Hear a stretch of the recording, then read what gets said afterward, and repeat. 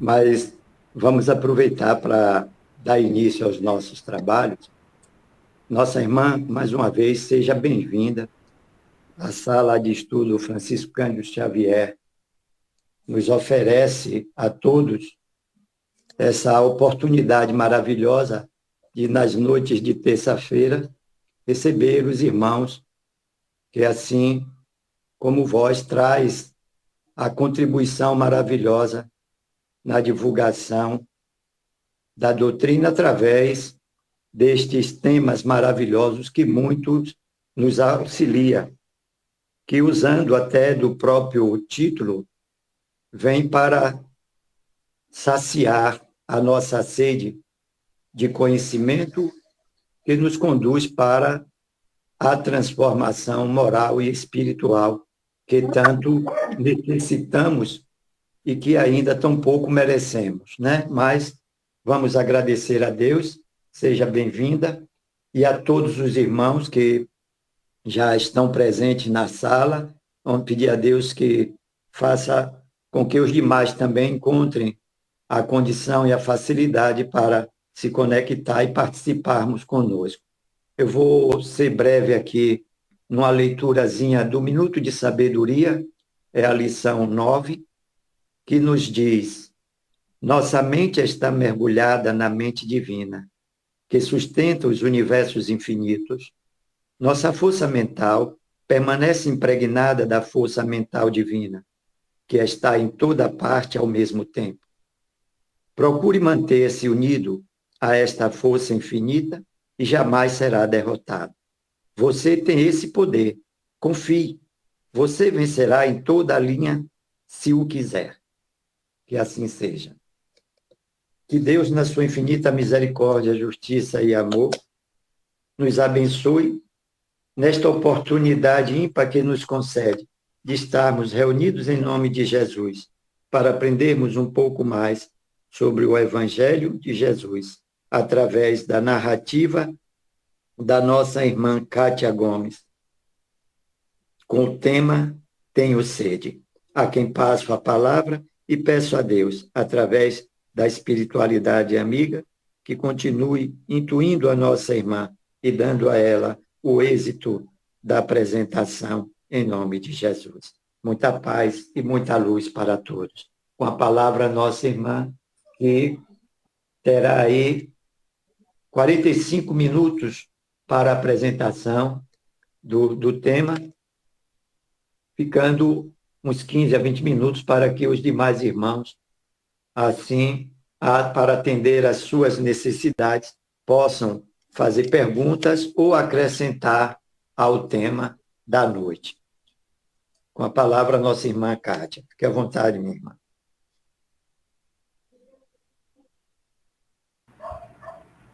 Que a paz do Cristo, né? Que a paz de Jesus esteja em nossos corações. Gratidão pela oportunidade. E como a sala, ela é Chico Xavier, não poderíamos começar diferente, senão trazendo aqui algumas contribuições de Emmanuel acerca do tema. E ele diz nesse capítulo, que é o que eu vou ler agora, que é de fonte viva. Atendamos ao bem, não só pelas palavras, que podem simbolizar folhas brilhantes sobre um tronco estéril, não só pelo ato de crer, que por vezes não passa de êxtase inoperante, não só pelos títulos que, em muitas ocasiões, constituem possibilidades de acesso aos abusos, não só pelas afirmações de fé, porque em muitos casos as frases sonoras são gritos da alma vazia. Não nos esqueçamos do fazer. Então, quando Emmanuel nos traz essas palavras, que nos lembra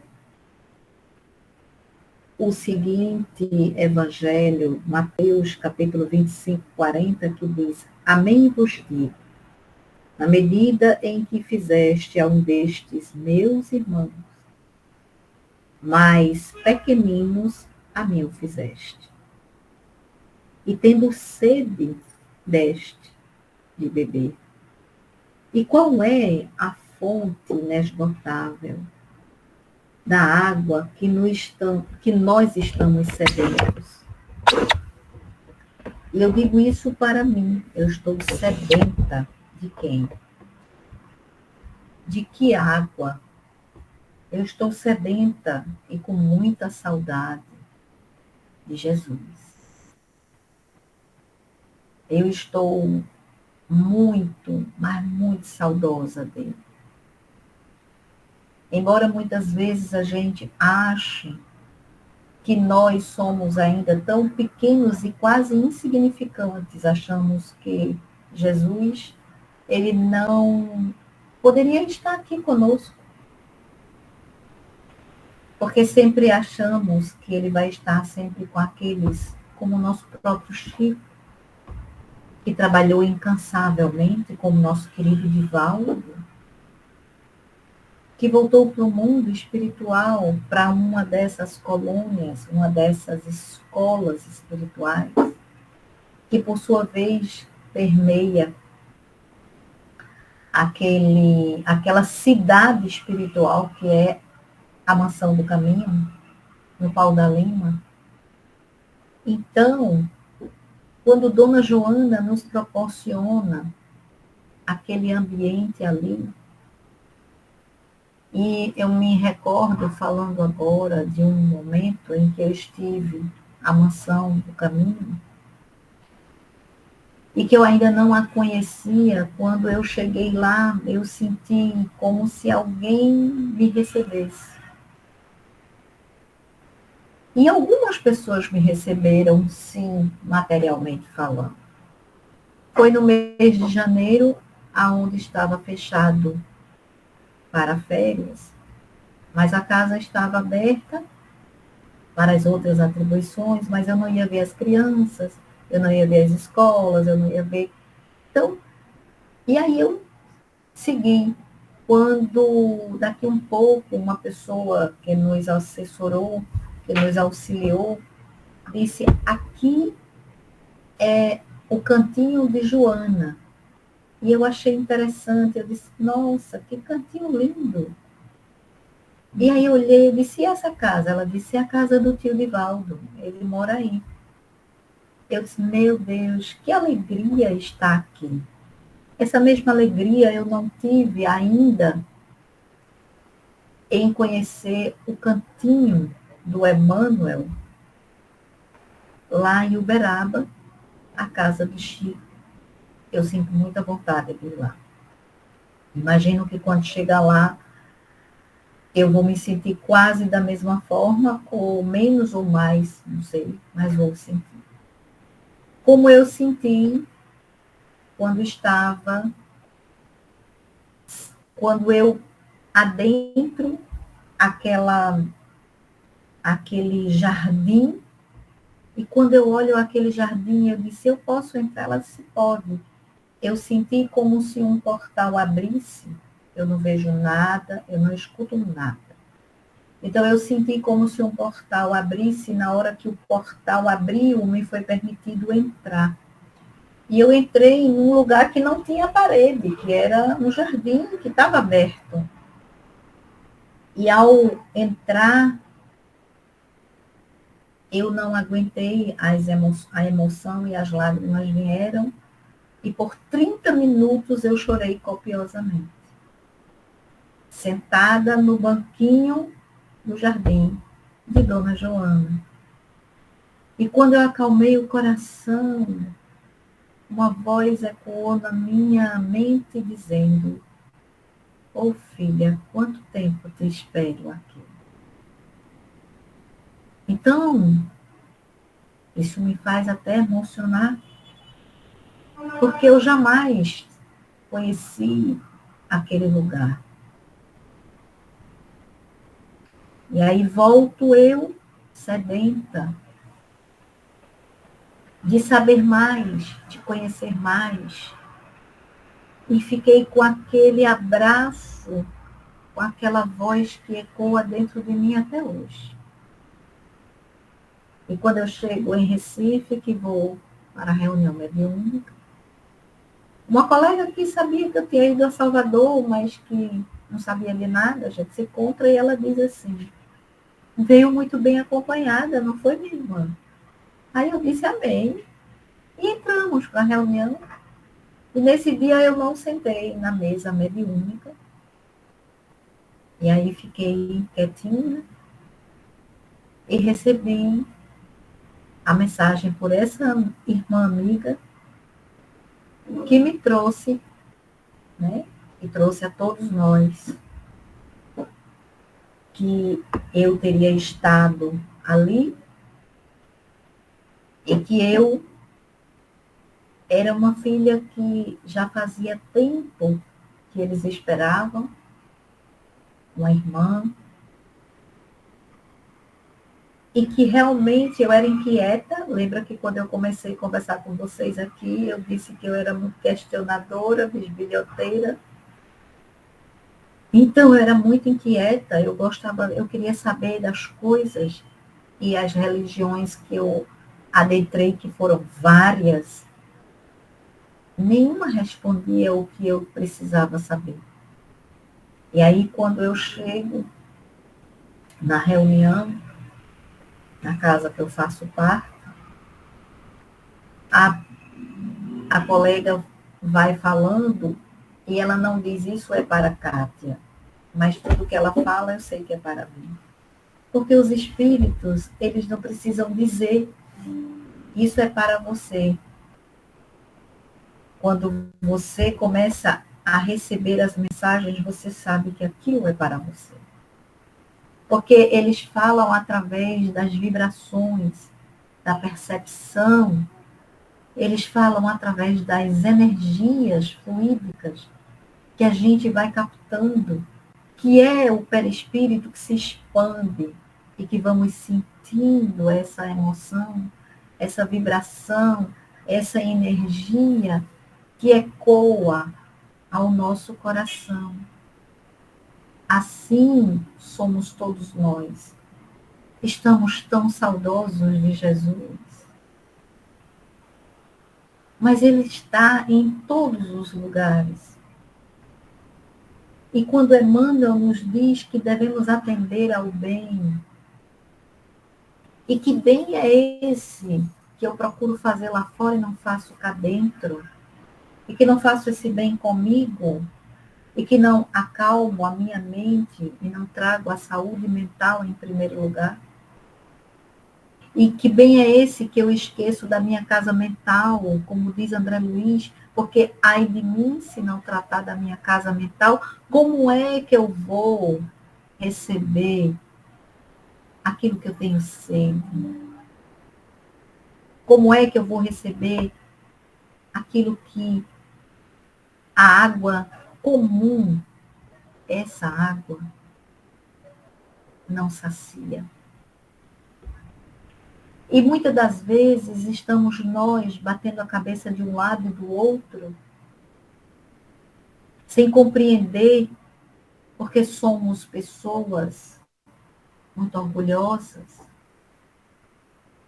ainda somos muito presunçosos, ainda somos pessoas que achamos que sabemos tudo, e nada sabemos.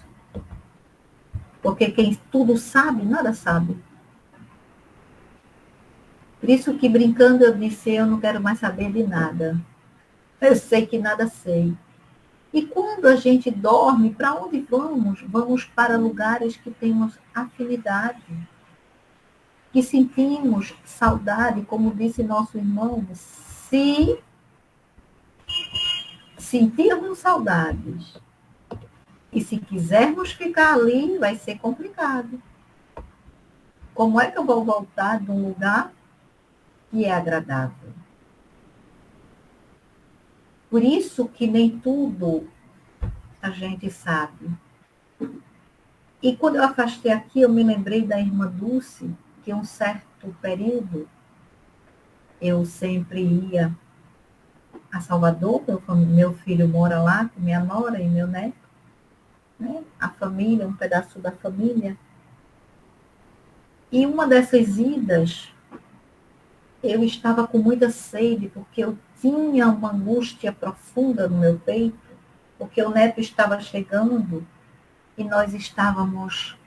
Eu não, porque eu tinha dentro do meu coração aquela certeza de que era necessário passar por aquilo como espírita que sou, mas a minha nora não, nem o meu filho são cristãos, então era necessário que eu estivesse abastecida. E sempre que eu ia a Salvador, eu me abastecia em tudo que eu podia. Então eu passava por todos os lugares e deixava um em cada lugar. Eu tenho esse hábito, por onde eu vou, eu deixo um em cada lugar. E um quê?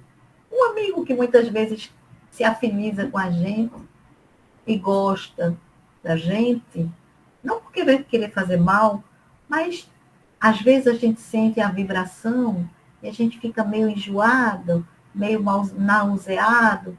Então eu fui pelo Bonfim, deixei uns ali na igreja do Bonfim, fui no Irmã Dulce, e quando eu chego na Irmã Dulce, eu vejo aquela moça cantando, tocando lá no Memorial Irmã Dulce. E aí eu estava muito, mas muito, com um aperto no coração, mas ciente de que aquele aperto ele ia ser passado logo. Mas eu queria saber como iria conduzir isso, não a mim, mas ao filho querido e à nora querida.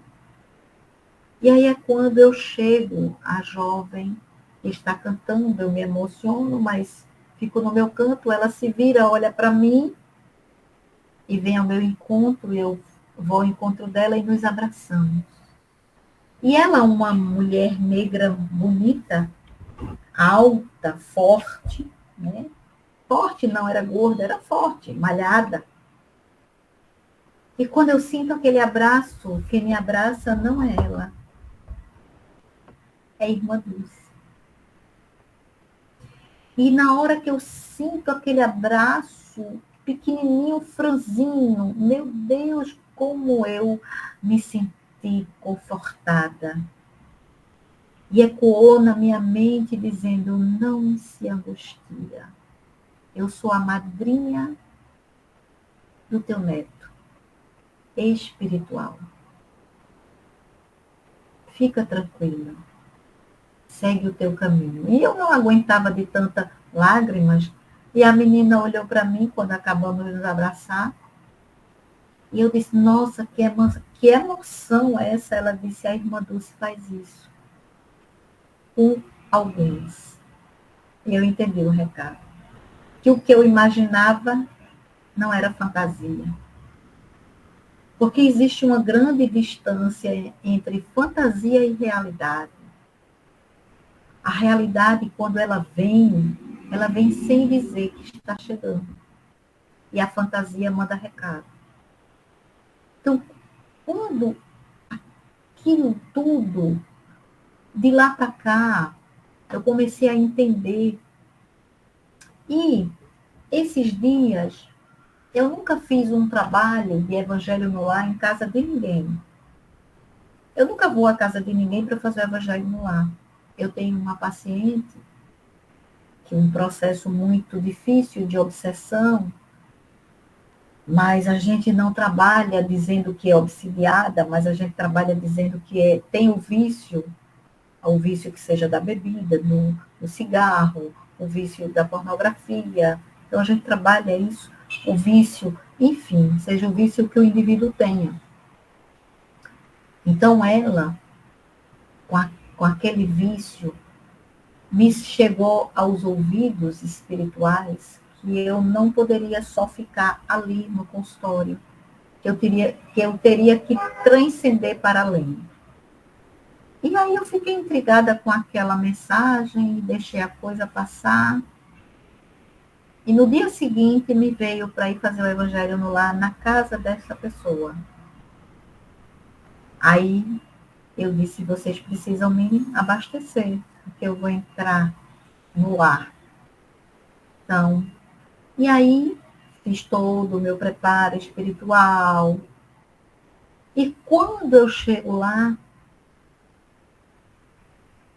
a casa estava repleta de energias que queriam destruir aquela família. Um casamento de 27 anos, com 2 filhos. E o alvo, a mãe, a minha paciente. Eu disse, eita, cheguei numa festa. E respirei fundo. E entrei. E ali fizemos o evangelho no lar. E fiquei intrigada com aquilo. Eu disse, meu Deus, eu não posso misturar uma coisa com a outra. E aí, quando eu saio, ecoa na minha mente. Aqui, tu praticas a caridade. No teu consultório, tu praticas a profissão. E aí eu disse, meu Deus, eu fui levar o quê? Fosse levar a água que mata a sede. O Evangelho de Jesus. Há muitos espíritos que estavam ali a desequilibrar aquela criatura que chegou às tuas mãos.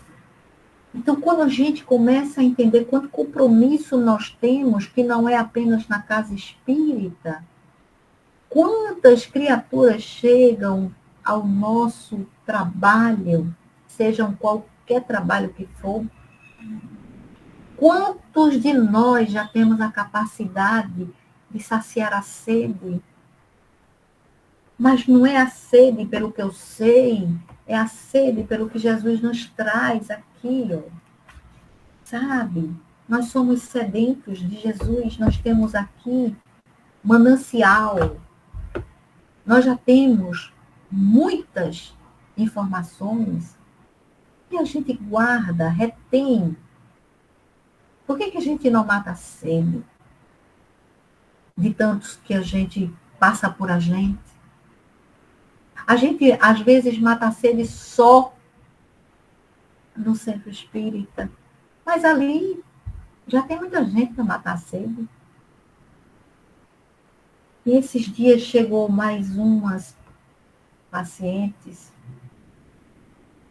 no desequilíbrio tão grande e mediúnico que eu digo, Jesus, o Senhor está me mandando cada coisa. Ajuda-me, porque eu não sei não, porque aqui a técnica foge, eu tenho que ir. E aí foi quando eu escuto novamente na minha mente. Mas antes de você ser qualquer profissão que você foi, você já é espiritual. E aí eu disse, meu Deus, eu tenho que lembrar disso sempre, porque eu fico esquecendo. Então chega uma criatura num estado de desequilíbrio emocional, de novo, relacionamento. E aí essa pessoa, uma mulher inteligente, também casamento mais de 25 anos, ela dedicou a vida dela a criar os seus filhos, o marido é um homem médico, etc, etc. E aí, o que é que acontece?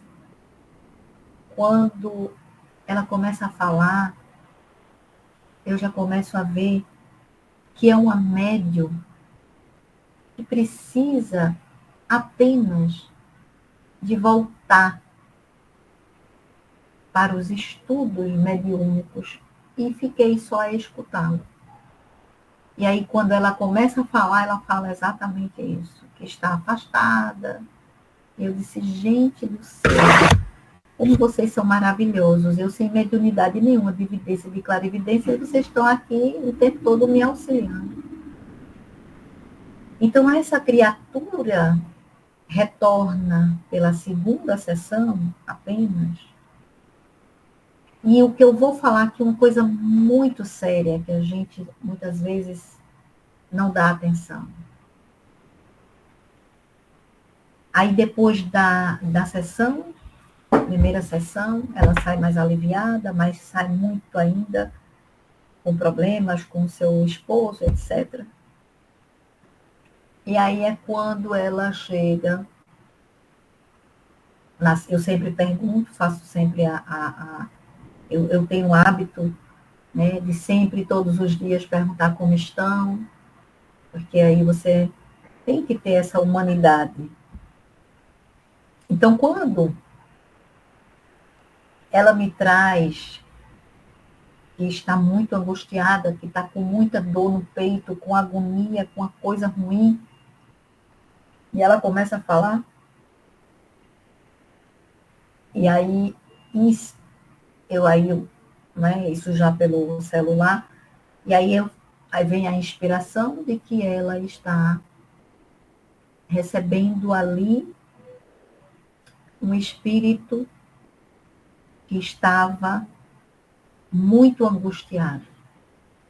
E aí eu fui orientando, passei a meditação, ela foi fazendo, foi melhorando.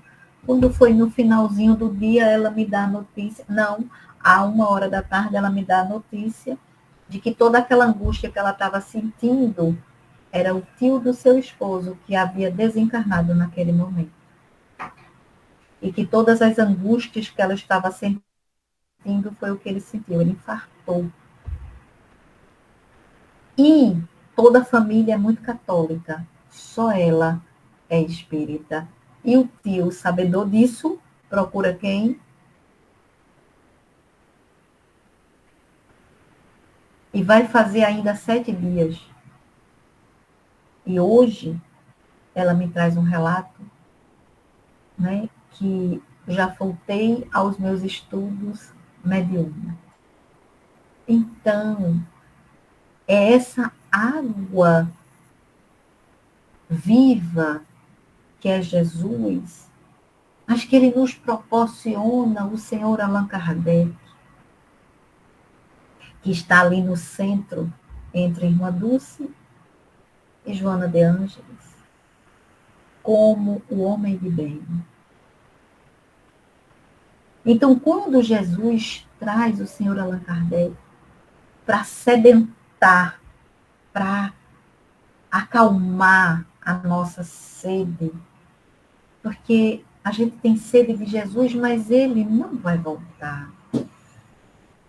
Ele já está, porém ele nos relembra, como ele sempre diz: enviarei um outro Consolador, aquele que ficará convosco até os tempos preditos.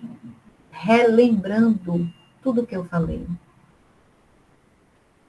Então Jesus a gente tem sede dele, porque somos seres humanos. Devemos entender, captar que estamos aqui como pequeninos, uns para ajudar os outros. E eu não estou falando apenas, existe muitos outros que nos auxiliam. E aí, continuando, no Reformador, ele nos traz, Jesus transmitiu-nos a parábola do semeador, do bom samaritano. Aquela parábola do bom samaritano. Então, Jesus nos transmitiu a parábola ensinando-nos o exercício da caridade real. Mas, até agora, transcorridos quase 2 milênios, aplicamo-la, via de regra, às pessoas que não nos comungam o quadro particular. Nós nos condoemos com todos. Quase sempre, todavia, temos os caídos no nosso reduto doméstico. E o que fazemos? Ignoramos, achamos que está tudo certo, não temos ouvidos de ouvir, nem olhos de ver. Quantas vezes surpreendemos as vítimas da obsessão e do erro, da tristeza e da provação dentro de casa? Julgamos assim que a parábola do bom samaritano produzirá também efeitos admiráveis toda vez que nos decidirmos a usá-la na vida íntima, compreendendo e auxiliando os vizinhos e companheiros, parentes e amigos, sem nada exigir e sem nada perguntar. Mas isso acontece conosco, pais, quando o filho não faz o que queremos, quando o marido, a esposa, não faz o que desejamos, ou nós abrimos a boca e gritamos e reclamamos. Porque muitas vezes somos nós os carentes da relação.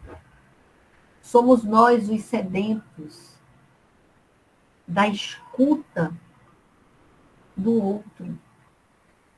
Muitas vezes somos nós que precisamos e muitas vezes não nos permitimos, porque nos achamos o máximo. Porque lemos mais, falamos mais, mas aplicamos menos conosco mesmos. Porque é muito mais fácil sedentar a sede do outro lá fora, a campanha do quilo, a sopa, o farnel que a gente oferece. E está tudo certo, isso é o correto. Mas muitas vezes esquecemos que somos mendigos emocionais. Como diz o doutor Augusto Cury, que por sua vez era ateu, agnóstico, e que por muito relutar com relação a Deus, a Jesus, ele é convidado a ficar por 48 horas dentro do seu escritório, na sua residência, para escrever o livro Jesus, o maior psicólogo. E quando ele escreve, ele acha que ele endoidou, porque ele não tem capacidade para escrever sobre aquilo que ele não acredita. E aí é quando ele começa a entrar mentalmente nas indagações, nos conflitos, porque ele tinha tudo, mas ele não tinha nada. Ele era sedento daquele Jesus. Então, quando ele começou a ler, ele disse, isso não é comigo, eu não vou fazer isso. E aí, com mais 24 horas, ele já abastecido, sem dormir, sem comer, a esposa entra e vai ver se ele está vivo. E aí ela diz, Cury, você precisa comer alguma coisa. Ele olha para ela com os olhos arregalados e diz, eu não estou com fome e não estou com sede, porque eu estou preenchido disso aqui. E ela ficou assim, estarrecida, porque ela disse, o que ele está fazendo? Que não comeu nada? Ele está comendo vento?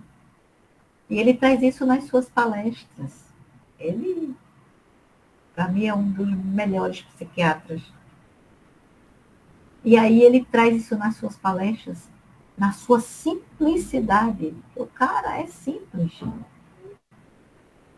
E aí ele diz que não tem, né? Não tem, não quer mais indagar. E acabou, e ele se rendeu, e ele se entregou ao Cristo. E aí ele começa a escrever vários livros, inclusive um que eu estou com ele, mas falar por cima, que diz, né, que é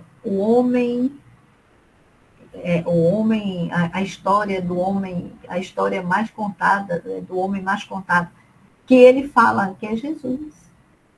Então ele tem muitas coisas para nos apresentar.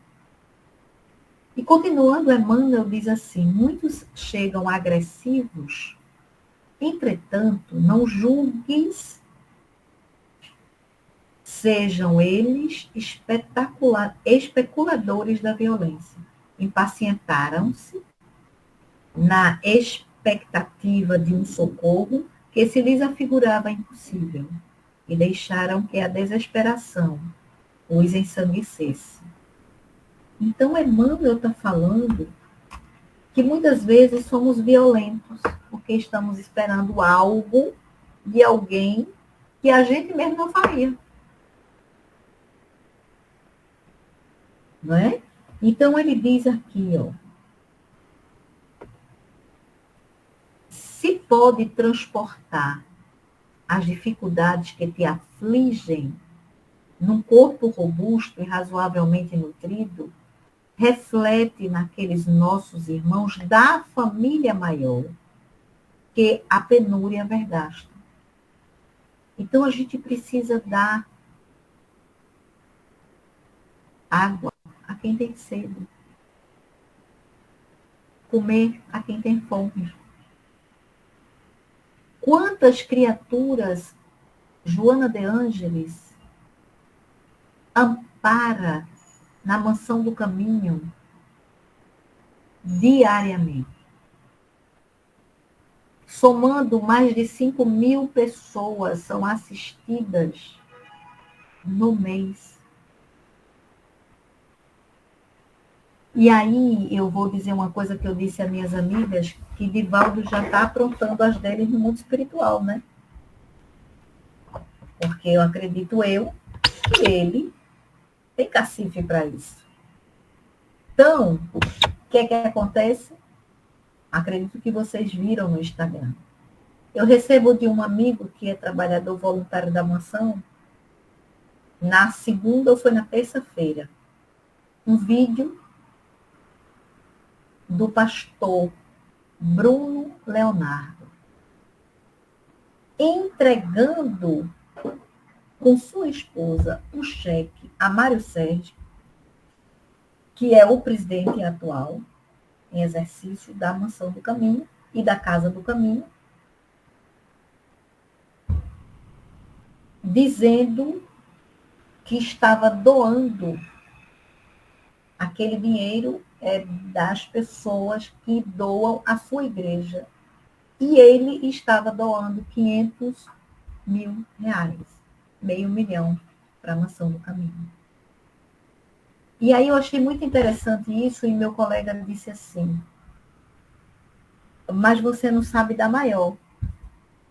Ninguém nunca fez essa propaganda. Hoje, 70 anos, na realidade 78 anos de Mansão do Caminho e do Centro Espírita Caminho da Redenção, os dois estão fazendo mais de 75 anos, acho que é 78 anos, e que os assistidos, 60% são evangélicos da Mansão do Caminho. Nunca as portas foram fechadas para nenhum que tem sede de Jesus. Esse Jesus que a gente conhece. Esse Jesus que a irmã Dulce conhece. Quantas vezes Divaldo recebeu cheques e ele ligava para a irmã Dulce e fazia a sua doação. Quantas vezes a irmã Dulce recebia valores enormes e distribuía com Divaldo? E aí, por isso que eu disse, olha, Divaldo já está aprontando no mundo espiritual. Já foi lá mexer com o pastorzinho. Entende? Porque é um projeto belíssimo. Quantos não tem? Aquele projeto daquela senhora, que não é dela, que é de Jesus, mas ela ficava à frente, Dona Isabel Salomão, ela desencarna com 100 anos de idade. A mulher trabalhou assiduamente. Quantos? O projeto da pomada Vovô Pedro. Gente do céu, é muita coisa. A gente tem que saciar. A minha pomadinha estava até aqui. Levei ela lá para dentro. A gente tem que saciar essa sede que a gente tem. Não é desta água transparente. É de uma água mais cristalina, que cura e que nos transforma, que é Jesus. E aí, eu tenho quanto tempo ainda? Pode ficar à vontade, minha irmã. Então, aqui nós temos o Evangelho, segundo o Espiritismo, que nos sedenta, que nos acolhe e que preenche, né, essa sede. E que diz assim, no capítulo 15, fora da caridade não há salvação. A parábola do bom samaritano. Ora, quando o Filho do Homem vier em sua majestade, acompanhado de todos os anjos, se assentará no trono da sua glória, e todas as nações estando reunidas diante dele, separará uns dos outros, como um pastor separa as ovelhas dos bodes, e colocará as ovelhas à sua direita e os bodes à sua esquerda. Então o rei dirá àqueles que estarão à sua direita: vinde, vós que fostes benditos por meu Pai, possui o reino que vos foi preparado desde o início do mundo. Porque eu tive fome e me destes de comer, e tive sede e me destes de beber. E tive necessidade de alojamento e me alojastes. Estive nu e me vestistes. Estive doente e me visitastes. Estive na prisão e viestes me ver. Então os justos lhe responderam: Senhor, quando foi que vos vimos com fome e vos demos de comer? Ou com sede e vos demos de beber? Quando foi que nós nos vimos sem alojamento e vos alojamos? Ou sem roupa e vos vestimos? Em quando foi que vos vimos doente ou na prisão e viemos vos visitar? E o rei lhe respondera: eu vos digo em verdade, quantas vezes o fizeste com relação a um destes mais pequenos de meus irmãos, foi a mim mesmo que o fizestes.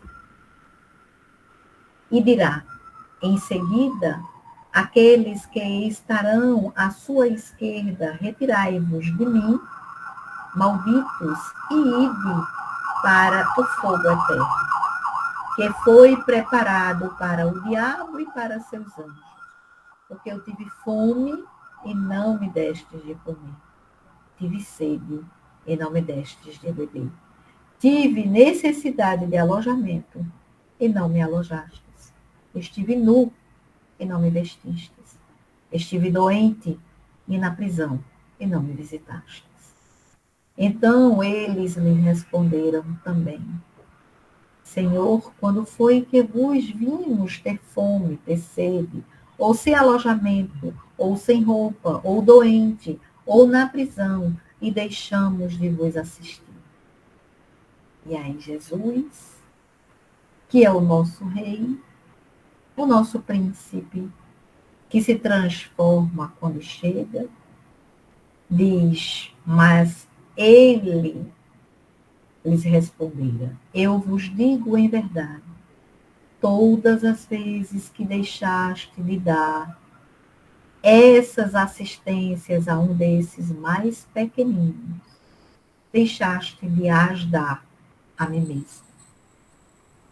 Então, estes irão no suplício eterno e os justos na vida eterna. Está no livro de Mateus, no capítulo 25, no versículo 31 a 46. E é nisso que o Evangelho nos traz, dizendo: amai os vossos inimigos, perdoai-os e perdoai as ofensas, se quiserdes ser perdoados. Fazei o bem sem ostentação. Julgai a vós mesmos antes de julgar os outros. Humildade e caridade, eis o que não cessa de recomendar. E ele mesmo dá o exemplo. Orgulho e egoísmo, eis o que não cessa de combater. Mas faz mais do que recomendar a caridade. A coloca claramente e em termos explícitos como a condição absoluta da felicidade futura. Então, meus irmãos, a caridade, ela resume todos os preceitos da moral do Cristo. Fora da caridade não há salvação. Então, quando a gente olha para alguém, e dentro de casa nós temos os nossos conflitos.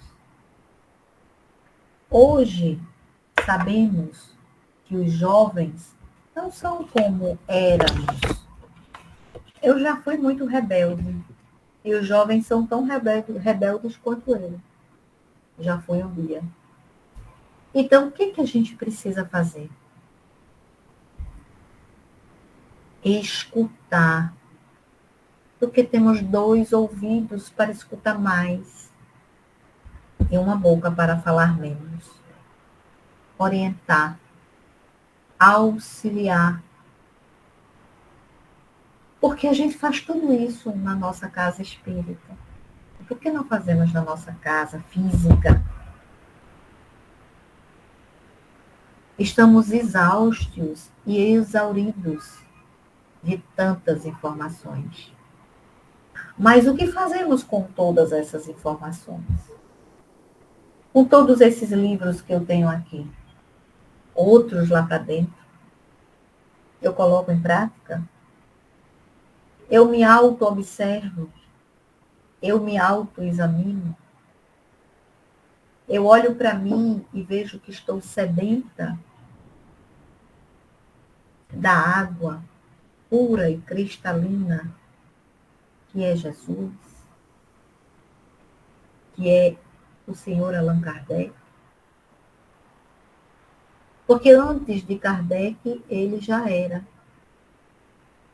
Então a gente precisa seguir Jesus e escolher a doutrina espírita e seguir o nosso querido professor, educador, Hippolyte Léon Denisard Rivail, o senhor Allan Kardec. Porque ele deu tudo o que ele teve de mais precioso, a sua própria vida. ele exauriu 10 anos. Ele desencarnou 10 anos antes, porque ele disse que não estava preocupado, mas sim em deixar o que ele se comprometeu. Então a gente tem sede e a gente bebe de fontes que ninguém conseguiu trazer que não fosse ele. Então a gente hoje tem um manancial. Nós temos 12 revistas espíritas. Nós temos 5 livros, que é o Pentateuco Kardeciano. Nós temos mais 1, 2 ou mais que foram compilados. E nós temos todas as obras subsidiárias do Senhor querido, amado Francisco Cândido Xavier, por espíritos diversos, mais de 450 obras. A gente dá conta dessas? Ainda vem o nosso querido tio Divaldo Pereira Franco, com mais de 250. A gente dá conta dessas? Então a gente quer ler tanto. Para quê? Para a gente filosofar, falar bonito, ter eloquência, conversar, ser aceito por onde passar? Ou precisamos vivenciar isso dentro de nós e colocar em prática? Porque o Evangelho de Jesus é vida. Por isso que aquela mulher, Maria de Magdala, ou Maria de Migdal, ou Madalena, como alguns falam, tinha tanta sede do amor verdadeiro que um dia ela o encontrou. E o amor verdadeiro matou a sua sede, que é Jesus. E aí, ela, como uma discípula do Cristo, ela seguiu. E por isso, com o coração puro, limpo, amando sem distinção, Jesus aparece primeiro para ela. E depois, ela vai cuidar dos filhos que ela se comprometeu. Mesmo sabendo que iria morrer de lepra, ela ficou e seguiu o seu caminho por 10 anos, cuidando daquelas crianças que perdiam seus pais, cuidando daquelas pessoas, divulgando o Evangelho de Jesus, saciando a sede daquela população doente. Quem não é leproso no planeta Terra no século 21? A população inteira, 8 bilhões de habitantes, inclusive eu, tenho lepra.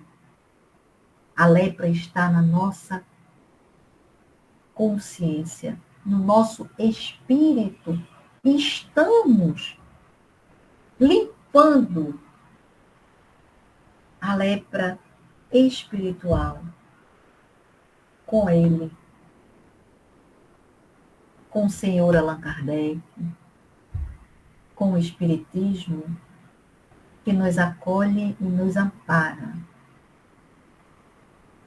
Então, somos nós sedentos de Jesus, mas ele está dentro de nós, está conosco, sempre. A gente é que não tem tempo e nem enxerga. E essa daqui, que eu vou trazer aqui para vocês verem, vocês sabem quem é? Essa daqui é Maria de Nazaré. Eu ganhei E ainda vou colocar ela ali, da minha amiga que foi para Minas e trouxe. Então, são apenas figuras, mas quando vejo essa figura, eu me lembro que eu não estou só. Imagine o quanto nós não temos de invisíveis querendo que a gente avance, que a gente siga, que a gente retire a cegueira dos olhos espirituais, que a gente cure as nossas lepras morais, mais do que quem quer nos derrubar. Então a gente precisa levantar para alcançar os espíritos, porque nós vivemos numa zona de conforto. Então precisamos sair dela para nos abastecer. É dessa forma que eu entrego a fala para o nosso irmão que está dirigindo aí, para que possamos agora conversar, porque eu falei muito. Obrigado, minha irmã. Que Deus nos abençoe. Que pena que estamos chegando ao final, né? Mas é assim mesmo. Terça-feira que vem tem mais, com fé em Jesus. Que Deus continue nos abençoando a todos. Um abraço fraternal a todos os irmãos, os quais eu não me dirigi no início dos nossos trabalhos, e que agora passo a palavra àqueles que, assim, sentirem a necessidade de se pronunciar, com perguntas ou acrescentando algo a esse tema maravilhoso, o qual tenho aqui a convicção de que saciamos e muito, viu? Das nossas necessidades morais, ao ouvir a explanação da nossa irmã Kátia, aí na orientação da espiritualidade amiga, trazendo numa linguagem simples e sábia, porque, como costumo dizer, o que é sábio é simples. Se não for simples, não é sábio, não há sabedoria. E assim foi e é o Cristo Jesus e todos aqueles que o seguem. A exemplo agora da nossa irmã, que numa didática simples, mas muito profunda, consegue fazer com que cada um de nós tenha um entendimento mais ampliado do que até então desta água, né? Desta sede que todos nós ainda temos e que vamos continuar a ter. E isso é muito interessante porque é uma necessidade que ela nunca se completa, gente. Porque nós estamos vivendo para sermos elevados, para nos elevar. Nós estamos em busca da perfeição. E quando pensamos que a atingimos, aí vem aquela ideia: não existe nada tão bom que não possa ser melhorado. E mais uma vez, ao olharmos para nós, percebemos do quanto que ainda necessitamos de continuar bebendo desta água. Que Deus nos abençoe a todos. Está aberto aí para que os irmãos façam as suas colocações. Boa noite, Kátia. Seja bem-vinda, querida. Kátia? É o nosso irmão Léo. Boa noite. Gratidão. De todos, a sede que a gente tem que ter é sede de reforma íntima, acho que essa é a mais difícil de todas, né, Kátia? Eu acredito que seja.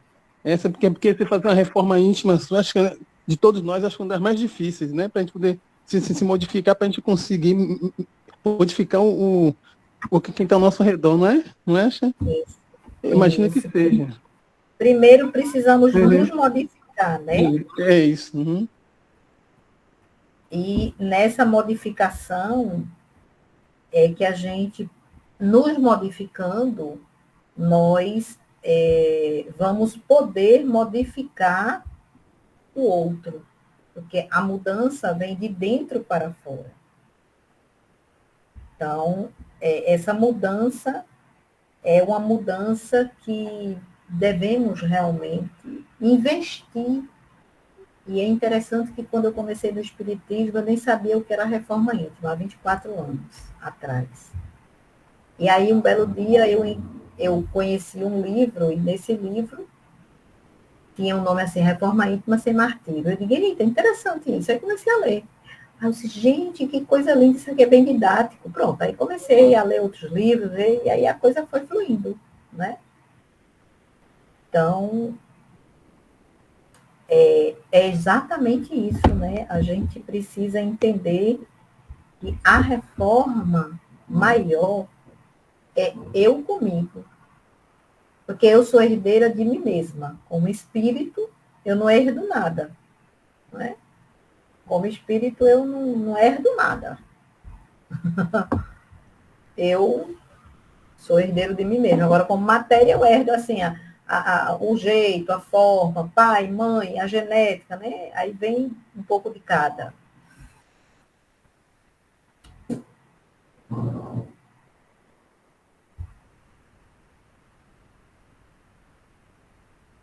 O microfone está fechado.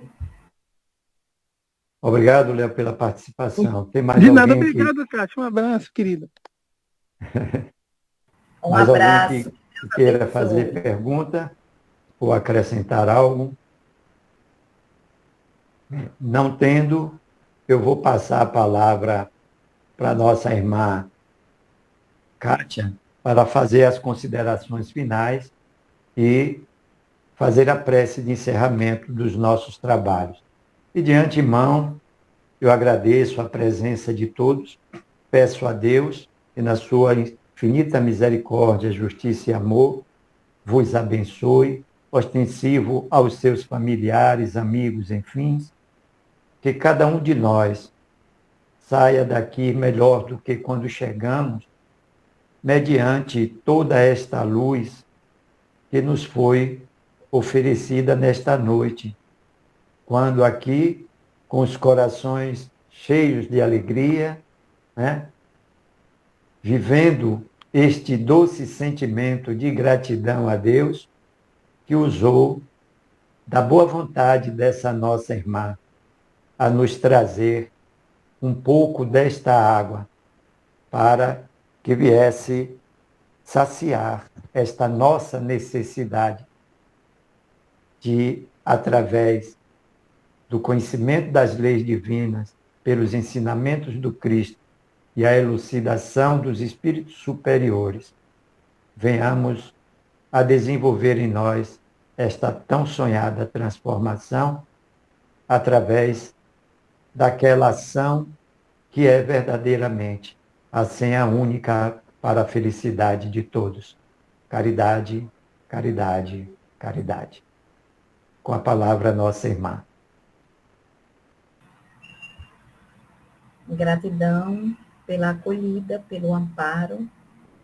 Quero deixar aqui a mensagem, né, de que devemos sim nos amparar e nos acolher, que devemos nos amar, no sentido do amor, né, não egoísta, mas o amor que a gente precisa olhar para a gente se proteger de tantas coisas que muitas vezes nos permitimos e não devemos ter sentimentos de culpa, porque a culpa, ela nos atrai muito à obsessão.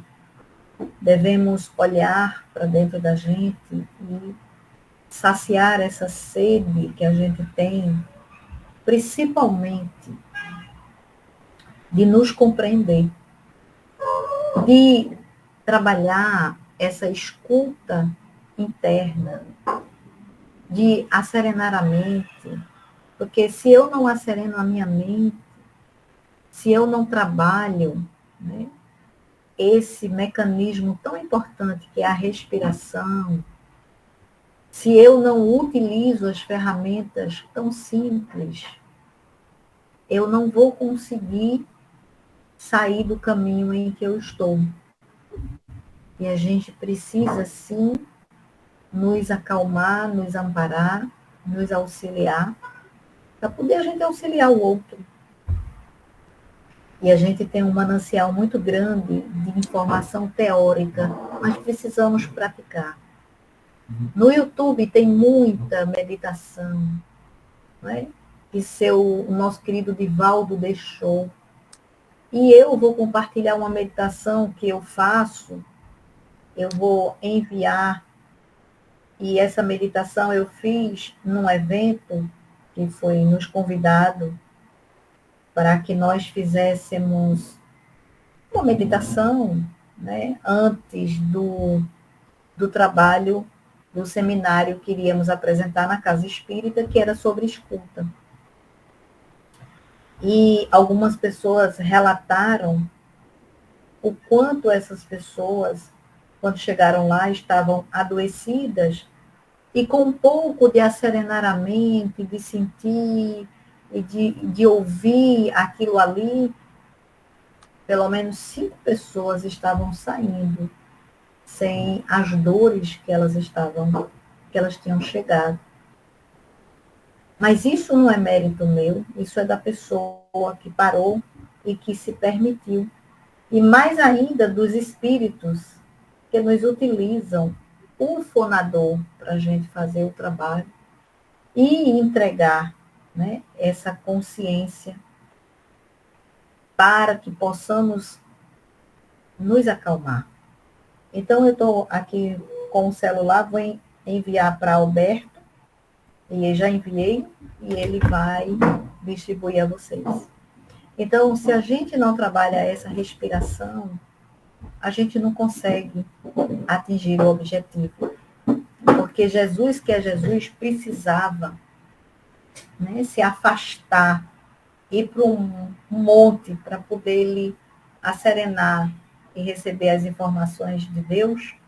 Quem dirá eu, né? Nós. O momento que estamos vivendo de muito turbilhão, são muitas energias, são muitos fluidos pesados e nos desequilibra de forma muito, muito rápida. Então, temos muito mecanismo para a gente aproveitar. Então, eu gostaria de agradecer e de fazer com vocês aqui um pequeno exercício, esse exercício da meditação, né? Vamos trabalhar a respiração e, de preferência, que possam fechar os olhos. Porque fechando os olhos não é para nada, mas é porque muitas vezes os olhos abertos nós nos dispersamos. E eu gostaria de pedir que estejam tranquilos, sentem e vamos trabalhar a respiração. Vamos inspirar diafragmalmente pelo nariz e vamos expirar pela boca. Ao inspirar pelo nariz, vamos sentir o ar que entra numa tonalidade dourada. E ao exalar pela boca, vamos sentir o ar frio saindo e vamos jogar uma tonalidade acinzentada. Vamos inspirar. A luz dourada entrando pelas narinas e expirar. A luz acinzentada saindo. A luz dourada que entra é a cura daquilo que tivermos merecimento. E a luz cinza que sai são as toxinas que estão na impregnação mental no nosso corpo. Inspiremos.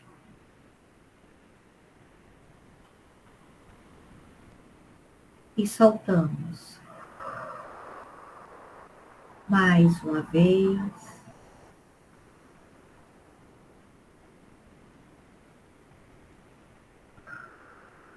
Mestre Jesus, médico de todas as almas, aqui estamos em teu santo e divino nome, agradecendo pela oportunidade do trabalho aonde nós necessitamos tanto. Cristo Jesus, ilumina as nossas consciências, equilibra os nossos pensamentos, auxiliando-nos ao amor que o Senhor tem conosco. E assim, Jesus, agradecidos estamos pela oportunidade, pelo trabalho, e que nós, merecedores desta cura espiritual, moral e física, possamos sair melhores do que chegamos. Muita paz, que Maria, que Joana, que André Luiz, Emmanuel, todos os amigos trabalhadores da luz, Dr. Bezerra, nos auxilia sempre. Que assim seja. Gratidão e muita paz.